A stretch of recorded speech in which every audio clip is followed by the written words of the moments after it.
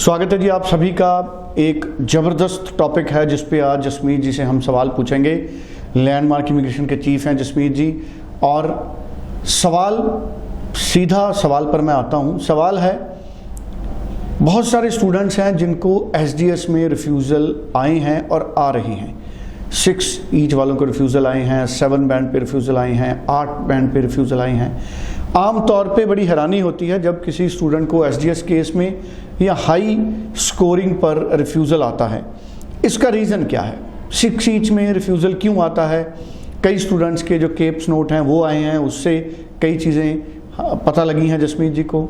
जसमीत जी का अपना एक्सपीरियंस है नंबर ऑफ़ ईयर्स का, 20,000 से ज़्यादा स्टूडेंट्स को गाइड करके, टूरिस्ट और स्पाउस और स्टूडेंट्स को 20,000 से ज़्यादा का फिगर है जिनको वीज़ा दिलाने में मदद की है जसमीत जी ने। ऐसे में जसमीत जी के पास एक कंक्रीट, मैं कहना चाहूँगा, इन्फॉर्मेशन है जिसके आधार पर आज वो हमको बताएंगे कि मेजर रीजंस क्या निकल के बाहर आते हैं जिसमें हम ये समझ सकें कि एसडीएस केस में या हाई स्कोर बैंड पे रिफ्यूज़ल आ जाता है तो उससे बचना कैसे है। रेमेडी भी जसमीत जी हमको देंगे। जसमीत जी का नंबर 9041390412 है। आप अपना प्रोफाइल भेजिए, पर्सनली टाइम लेके मिलिए। info@landmarkimmigration.com पे आप ईमेल जसमीत जी को कीजिए। हर रोज़ 4 बजे लाइव शो है, उसमें आप कॉल कर सकते हैं। जसमीत जी आपका स्वागत है। Hello everyone. Jasmeet ji, SDS या हाई आइल्स का जब स्कोर है उसमें रिफ्यूज़ल के मेजर रीजंस आपकी नज़र में क्या हैं जो आपकी रिसर्च कहती है? क्या कहते हैं, एसडीएस केसेस में भी देखने को मिला। अभी मैं स्टूडेंट से मिला हूँ 7.5 बैंड 86% बीटेक में और उससे रिफ्यूज़ल आई है।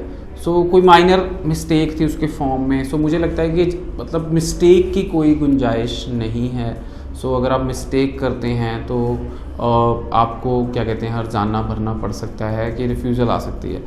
बट कई बार ऐसा भी हो जाता है ड्यू टू लॉट ऑफ, इस टाइम पे बहुत सारी number of files being pending, जो बहुत सारी फाइलें एम्बेसी में पेंडिंग है, उसकी वजह से जल्दी क्लियर अपना बैकलॉग करने की वजह से भी स्टूडेंट्स अच्छी प्रोफाइल्स को वीज़ा रिफ्यूज़ल आ सकती है। या फिर हम कई बार कहते हैं हमारी प्रोफाइल बहुत अच्छी है, ओवर कॉन्फिडेंट हैं, और हम देख लेते हैं कि हमारा कोर्स और कॉलेज सही नहीं है, तो सही कोर्स नहीं चूज़ करते, सही कॉलेज नहीं चूज़ करते, तो उसके पीछे भी रीज़न हो सकता है कि आपकी रिफ्यूज़ल का। डेफिनेटली स्टूडेंट्स, ये जो सारे रीजंस हैं रिफ्यूज़ल के, ये सारे ओवरकम हो सकते हैं। When you apply for second time you can be more careful. Student जब सेकंड टाइम अप्लाई करता है वो ऑटोमेटिकली ही बहुत सारा केयरफुल हो जाता है, काफ़ी रिसर्च कर लेता है, क्या प्राइवेट है, क्या पब्लिक है, कितनी फ़ीस जानी चाहिए, कितनी फ़ीस नहीं जानी चाहिए।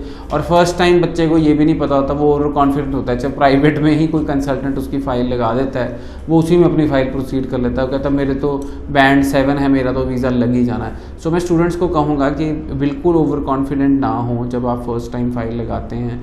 वो पूरी प्रिपरेशंस के साथ ही अपनी फ़ाइल लगाएं एंड बहुत ध्यान से फ़ाइल लगाएं ताकि आपकी फ़र्स्ट टाइम में ही वीज़ा आ सके। जसमीत जी, इसके अलावा मेजर रीज़न जैसे आपने कॉलेज में बताया, और क्या क्या मेजर रीजंस हैं जिनको आपने एक्सपीरियंस किया है? डेफिनेटली स्टूडेंट्स, मेरी एडवाइस ये रहेगी कि फ़र्स्ट ऑफ ऑल तो आप अपनी फ़ाइल में सारे जेन्युइन डॉक्यूमेंट्स लगाएं, कोई भी फेक डॉक्यूमेंट्स अपनी फ़ाइल में ना लगाएं।